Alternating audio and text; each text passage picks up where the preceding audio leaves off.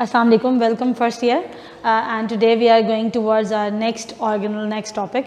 आज हम डिस्कस करने लगे हैं लाइजोसोम्स को. लाइजोसोम में हम ये डिस्कस करेंगे हाउ दे आर फॉर्म्ड, कैसे बनते हैं, क्या उनके फंक्शंस हैं, एक्चुअली इनकी कंपोजिशन क्या है और लाइजोसोम के अंदर क्या ऐसी चीज़ें होती हैं जिससे they are going to perform their particular functions. और लास्ट पे फिर हम ये भी देखेंगे कि if the lysosome is not there, किसी सेल में नहीं है या रप्चर हो गया या किसी वजह से फंक्शन उसका डिस्टर्ब हो गया तो उस सेल को क्या डिफ़िकल्टी फेस करनी पड़ सकती है या क्या कॉम्प्लिकेशंस उससे रिलेटेड आ सकती हैं. So let's go towards the topic. अच्छा, नाम देखें जी, आपको इसका बता रहा है कि दो पार्ट्स हैं, दो पार्ट्स में हम डिवाइड कर सकते हैं इसके नाम को. एक है जी मेरे पास लाइसो और एक है मेरे पास सोमा. सो लाइसो का मतलब है बेसिकली स्प्लिटिंग, जो चीज़ स्प्लिटेबल हो, ब्रेक हो सकती है, दो चीज़ों में डिवाइड हो सकती है. सो लाइसोसोम का मतलब है जी बेसिकली स्प्लिटिंग और सोमा का मतलब है bodies. So these are the splitting bodies. अगर मैं इसको प्रॉपरली डिफाइन कर लूँ कि एक्चुअली व्हाट आर लाइसोसोम्स, तो मैं कहूँगी कि lysosomes are sac like bodies. ठीक है जी. And they are having basically the acidic content mostly inside. ठीक है. और these are spherical in shape and as well as these are single membrane bounded.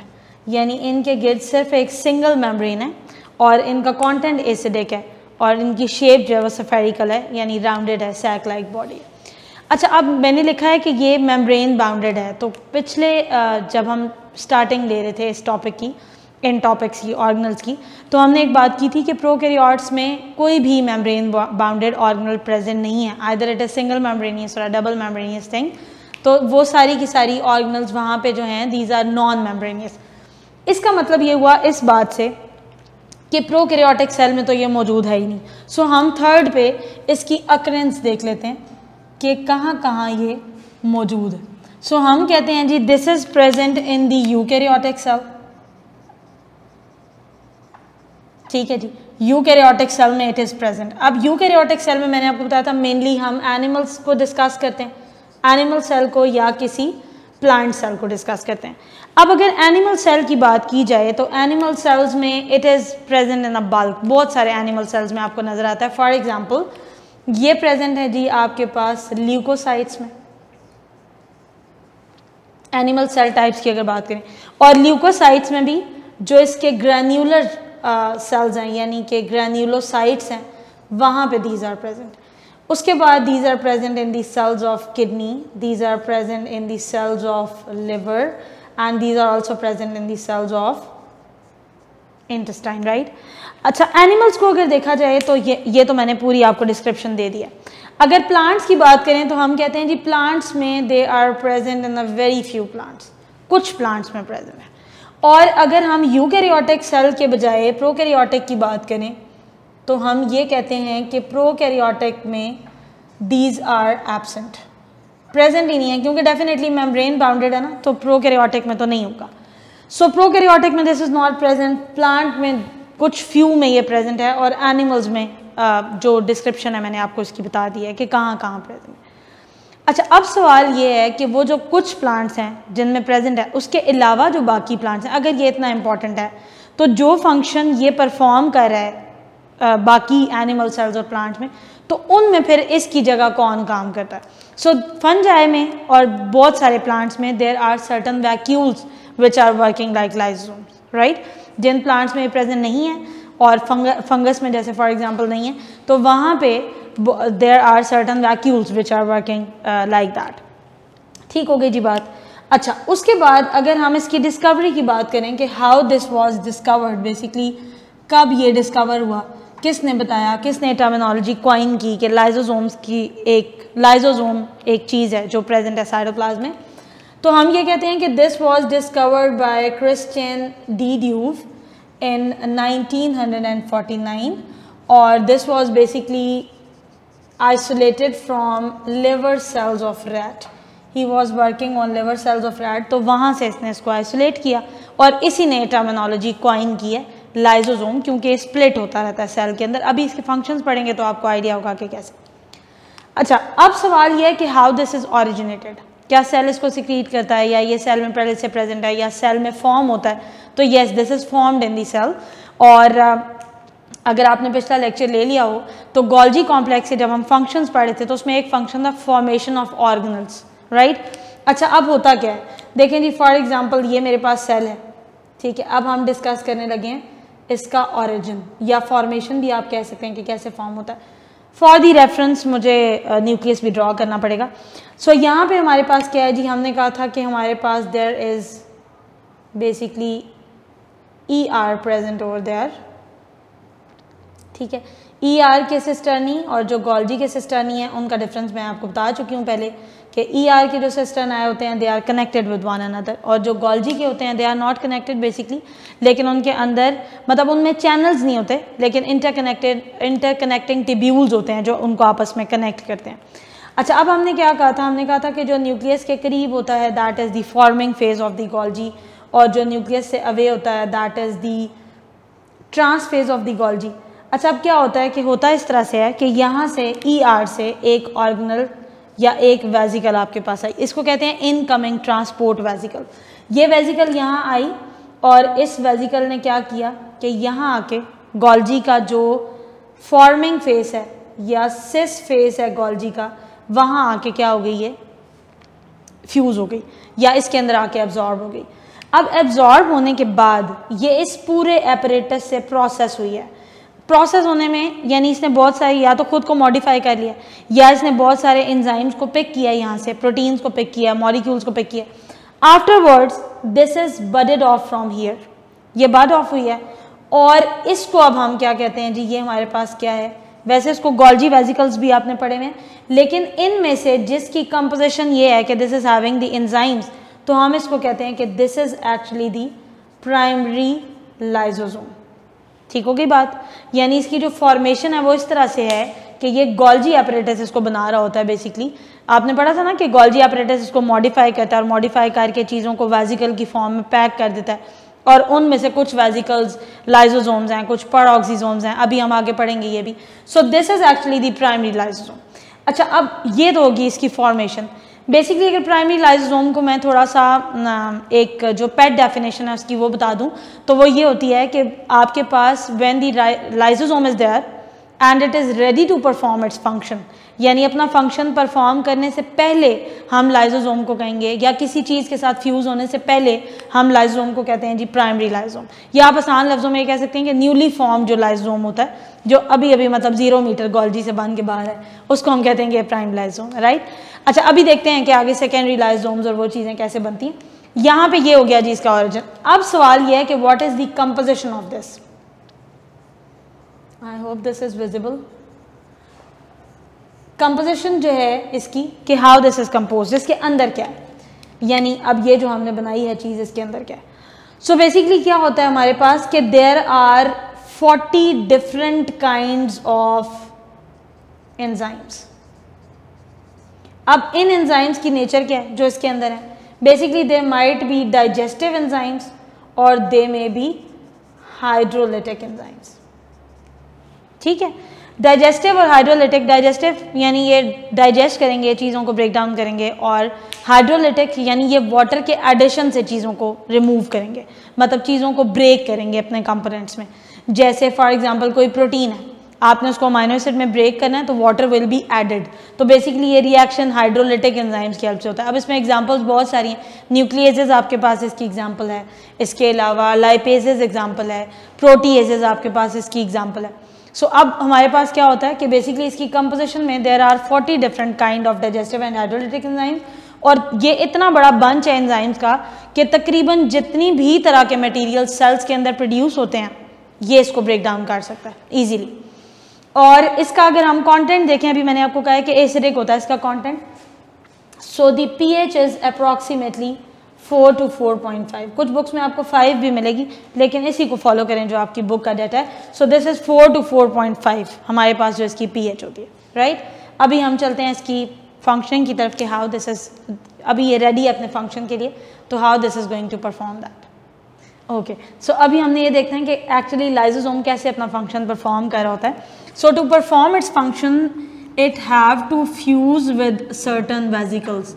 इसने क्या करना है कि इसने कुछ वेजिकल्स के साथ फ्यूज़ करना। अब फ्यूज़ करना ज़रूरी क्यों है? ज़रूरी इसलिए because it is having the enzymes, और डेफिनेटली जब तक एंजाइम को उसका पर्टिकुलर सबस्ट्रेट मिलेगा नहीं तो ये वर्किंग किसके ऊपर करेगा, तो इसको टारगेट भी तो चाहिए ना। सवाल ये है कि ये वेजिकल्स कहाँ से आती हैं जिनके साथ ये फ्यूज़ करता है। So these vesicles are coming from any of these three process. एक हमारे पास है जी एंडोसाइटोसिस, एक हमारे पास है जी फैगोसाइटोसिस, और एक हमारे पास है जी ऑटोफैगोसाइटोसिस। ठीक है जी, ये तीन चीज़ें हैं जिनसे ये वेजिकल्स फॉर्म हो सकती हैं, जिनके साथ लाइसोसोम ने फ्यूज़ करना है। अच्छा, अब इन तीनों को मैं डिफाइन कर देती हूँ कि क्या है। एंडोसाइटोसिस क्या है जी? एंडोसाइटोसिस ये है कि जब सेल अपनी मेम्ब्रेन को यूज़ करता है in order to wrap anything inside, in order to make anything a part of the cell. कोई भी पार्टिकल है सेल के बाहर, जैसे सपोज करें कि ये आपके पास सेल है और कोई भी ये पार्टिकल है, तो जब मेम्ब्रेन इनवेजिनेट होती है in order to get this particle और फिर उसके बाद वो फूड वैक्यूल के अंदर आ जाता है, तो हम इस प्रोसेस को कहते हैं कि ये एंडोसाइटोसिस है। ये मेम्ब्रेन ही इन्वेजिनेट करेगी बाद में। फैगोसाइटोसिस का मतलब ये है कि जब सेल कोई हैवी पार्टिकल पिक करता है, यानी फॉर एग्जांपल कोई बैक्टीरिया है या कोई वायरल कंपोनेंट है, कोई मतलब यूजुअली कोई लार्जर पार्टिकल, जब छोटे पार्टिकल नहीं, जैसे कोई पूरा सेल है, जैसे बैक्टीरियल सेल है कोई। और फैगोसाइटोसिस का जो प्रोसीजर है वो ज़्यादातर आपके पास जो इम्यून सिस्टम का बैलेंस होता है या इम्यून सिस्टम का रिस्पॉन्स होता है, उसमें फैगोसाइटोसिस बहुत यूज़ होता है। So this is the engulfing of the thing by the membrane, और वो कोई स्मॉलर पार्टिकल आपके पास हो सकता है या स्मॉलर कोई फूड एलिमेंट हो सकता है या समथिंग लाइक दैट। और फैगोसाइटोसिस में हमने कहा जी कि कोई हमारे पास लार्जर पार्टिकल होगा, जैसे फॉर एग्जांपल बैक्टीरिया है। ठीक है जी। और उसके बाद ऑटोफैगोसाइटोसिस क्या है? ऑटो का मतलब है सेल्फ, तो autophagocytosis is a part of basically it is a programmed cell death या प्रोग्राम्ड सेल डिग्रेडेशन। कोई पार्ट सेल में कोई डिग्रेड हुआ सेल, अब जब डिग्रेड होता है तो उसके कंपोनेंट्स एनवायरनमेंट में आ गए, अब सेल ने उसका कोई कंपोनेंट पिक कर लिया। सो ऑटोफैगोसाइटोसिस के थ्रू कोई चीज़ डिग्रेड हुई और किसी और सेल ने, जो नेबरिंग सेल था, उसने उसका कोई कंपोनेंट पिक कर लिया, तो हम इसको कहते हैं कि ऑटोफैगोसाइटोसिस हुई है, प्रोग्राम्ड सेल डेथ या programmed degradation of the cell. तो बेसिकली इन तीनों प्रोसेस के रिजल्ट में कोई अगर वेजिकल बने तो उस वेजिकल के साथ इसने फ्यूज़ करना। अब जब ये इसके साथ फ्यूज़ करता है तो क्या करता है? देखें जी, लाइसोसोम में हमने कहा जी क्या क्या मौजूद है। It is a vesicular thing having the digestive and hydrolytic enzymes. ठीक है, और जो आपके पास वेजिकल है उसमें डेफिनेटली टारगेटेड चीज़ है। अच्छा, एंडोसाइटोसिस से जो चीज़ बनती है, जो वेजिकल बनती है, हम उसको कहते हैं जी एंडोसोम।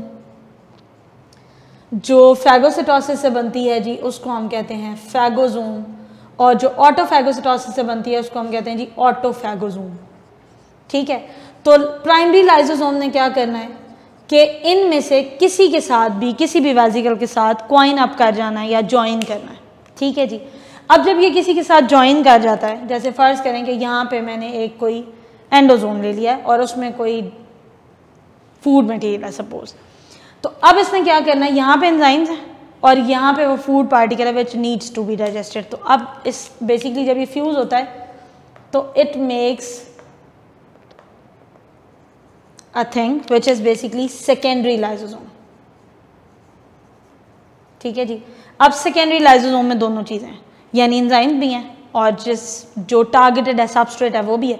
सो यहाँ पे आपके पास इसकी डिग्रेडेशन होगी या ब्रेकडाउन होगी, और ब्रेकडाउन होने के बाद क्या होगा कि कुछ चीज़ें सेल एब्जॉर्ब कर लेगा और कुछ चीज़ें जो नहीं होंगी सेल के काम की वो रिलीज़ हो जाएंगी। सो हमारे पास क्या है जी, तीन तरह के फंक्शंस हैं जो लाइसोसोम परफॉर्म कर रहा होता है। Number one is the intracellular digestion. देखें जी, नाम आपको बता रहा है, इंट्रासेलुलर का क्या मतलब है? सेल के अंदर होगी ये सारा डाइजेशन का प्रोसेस। अभी एक एक को एक्सप्लेन भी करती हूँ। नंबर टू हमारे पास है जी ऑटोफैगी, और नंबर थ्री हमारे पास है जी ऑटोलाइसिस। नंबर फोर हमारे पास है sometimes it is going to excrete out, और it is to eliminate the unwanted things. जो हमारे पास एक्स्ट्रा चीज़ें होती हैं वो सेल से वेव ऑफ भी होती हैं by the help of this lysosome. तो ये 4 बेसिकली इसके फंक्शन हैं। So coming towards the intracellular digestion by the lysosome. अच्छा, अब इसने क्या करना है, let me raise this. Okay जी, सो इंट्रासेलुलर डाइजेशन में क्या होता है जी, सेकेंडरी लाइसोसोम फॉर्म हुआ, ठीक है, यहाँ पे उसने उन कंपोनेंट्स को ब्रेक डाउन किया, ब्रेक डाउन होने के बाद 2 चीज़ों में वो कन्वर्ट हुआ, एक हमारे पास कोई भी यूजफुल कंपोनेंट है और एक हमारे पास उसका वेस्ट मटेरियल है डेफिनेटली। तो जो यूजफुल चीज़ है that is going to be absorbed within the cytoplasm, ठीक है जी, ये रिलीज कर दिया उसने और वो साइटोप्लाज्म के अंदर एब्जॉर्ब हुआ। जो अनवांटेड चीज़ है या जो वेस्ट है that is packed up in another vesicle and that vesicle will be known as contractile vacuole, ठीक है जी। इस कॉन्ट्रैक्टाइल वैक्यूल ने कौन सा प्रोसीजर परफॉर्म करना है, एक्सोसाइटोसिस, और उस एक्सोसाइटोसिस के थ्रू क्या होगा जी, ये एलिमिनेट होगा। बेसिकली क्या होता है कि कोई अगर जैसे फॉर एग्जांपल कोई सुक्रोज है तो that would be converted into fructose and glucose जो उसके कंपोनेंट्स हैं। इसी तरह कोई प्रोटीन है तो वो ब्रेक डाउन हो जाएगी अपने अमाइनो एसिड्स के अंदर। इसी तरह कोई लिपिड है तो that would be break down into fatty acids and alcohols या ग्लिसरॉल्स। और इसके अलावा अगर कोई न्यूक्लिक एसिड है तो that would be converted into nucleotides जो उसके मोनोमर्स हैं। सो इस तरह से जो यूजफुल चीज़ें वो साइटोप्लाज्म में एब्जॉर्ब कर लेता है, जो हार्मफुल हैं या जो एक्स्ट्रा हैं, वेस्ट हैं, वो कॉन्ट्रैक्टाइल वैक्यूल में सेव होते हैं फॉर सम टाइम। उसके बाद एक्सोसाइटोसिस यानी वही मेम्ब्रेन से जो वेव ऑफ होते हैं and that are eliminated. तो this whole is known as the intracellular digestion, right? ये सारा जो आपके पास पूरा प्रोसीजर है ये हमारे पास क्या है, intracellular digestion। अभी हम नेक्स्ट पे चलते हैं, that is the autophagy number 2। अच्छा जी, ऑटोफैगी में हमारे पास क्या होता है, देखें जी नाम उसका बता रहा है, ऑटो का मतलब है सेल्फ, खुद से, और फैगस हम कहते हैं सेल जब कोई सॉलिड मटेरियल को ईट अप करता है या टेक अप करता है, तो फैगोसाइटोसिस हम बेसिकली उसको कहते हैं। अब यहाँ पे क्योंकि सेल की बात नहीं हो रही ना, साइटोसिस तो नहीं हमारे पास, तो फैगी का मतलब कोई सॉलिड चीज़। अब यहाँ क्या होता है कि basically autophagy is actually the thing जहाँ पे cell is going to take up the material जिसको उसने डाइजेस्ट करना है, ठीक है। और ऑटोफैगी में बेसिकली इट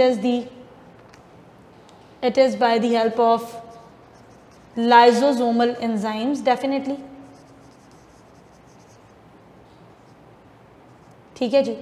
और इसमें बेसिकली इसने करना क्या है, जो बॉडीज़ आपके पास बनती हैं दोज आर ऑटोफैगोसोम्स, मतलब बॉडीज़ इन द सेंस कि जैसे फॉर एग्जांपल किसी भी चीज़ को लाइसोसोम क्या करता है कि लाइसोसोम किसी भी चीज़ को ट्रैप करता है इनसाइड और फिर क्या करता है, जैसे मेम्ब्रेन इन्वेजिनेशन होती है, ये लाइसोसोम है तो इसने किसी भी चीज़ को ट्रैप किया विद इन साइड, ठीक है। और अब इसने क्या करना है, इसको ब्रेक डाउन करना है, ठीक है। जब ये इसको ब्रेक डाउन करेगा तो आपके पास यहाँ पे हम इस प्रोसीजर को कहेंगे कि this is basically the autophagy done, ठीक है। और ये जो बॉडी हमारे पास बनती है इसको कहते हैं ऑटोफैगोसोम, यानी जो लाइसोसोम है प्लस जिस चीज़ को भी वो डाइजेस्ट करे इसको कंबाइन करके जो हम एक टर्मिनोलॉजी बोलते हैं दैट इज़ दी ऑटोफैगोसोम्स। अच्छा जी, तो हमने कहा कि इस पूरी चीज़ को हम कहते हैं कि ये ऑटोफैगोसोम्स हैं। अब बेसिकली जो ऑटोफैगी का प्रोसेस है ना, ये 2 सिचुएशन में होता है, या तो it is going to take place during starvation period और या फिर it is going to take place in like this is a routine matter sometimes. अच्छा, स्टारवेशन पीरियड में क्यों होता है, स्टारवेशन पीरियड में ये इसलिए होता है in order to get energy, right.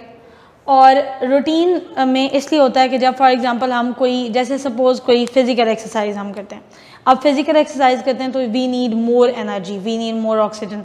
अब वो ज़्यादा ऑक्सीजन इसीलिए हमें चाहिए होती है, जैसे हम रनिंग कर रहे होते हैं तो हम शॉर्टनेस ऑफ ब्रेथ होती है, इसीलिए चाहिए वो शॉर्टनेस ऑफ ब्रेथ इसलिए होती है बिकॉज हमारे जो मसल सेल्स हैं वो मोर ऑक्सीजन को डिमांड कर रहे होते हैं। अब मोर ऑक्सीजन को क्यों डिमांड करते हैं, because the rate of cellular respiration is very high at that point. So उस सिचुएशन में क्या है कि अब आपने पढ़ा हुआ कि सेलुलर रेस्पिरेशन का जितना भी प्रोसेस है वो माइटोकॉन्ड्रिया के अंदर हो रहा होता है। सो सेल्स क्या करते हैं कि they increase their mitochondrial number, तो जितना माइटोकॉन्ड्रियल नंबर बढ़ता है उतनी ऑक्सीजन हमें ज़्यादा चाहिए होती है, उतने रेट पे सेलुलर रेस्पिरेशन हो रही होती है और उतनी एटीपी फिर आगे जनरेट हो रही होती है। सो ATP डायरेक्टली इससे लिंक नहीं है सेलुलर रेस्पिरेशन से, ATP उसका दूसरा फंक्शन है। सो हम क्या कहते हैं, हम कहते हैं कि जी बेसिकली हमारे पास क्रेब्स साइकिल में, जब माइटोकॉन्ड्रिया में क्रेब्स साइकिल हो रहा होता है, सेलुलर रेस्पिरेशन के बेसिकली 4 स्टेप्स हैं। एक ग्लाइकोलिसिस है जो ग्लूकोज का टूटना है और वो साइटोप्लाज्म के अंदर हो रहा होता है।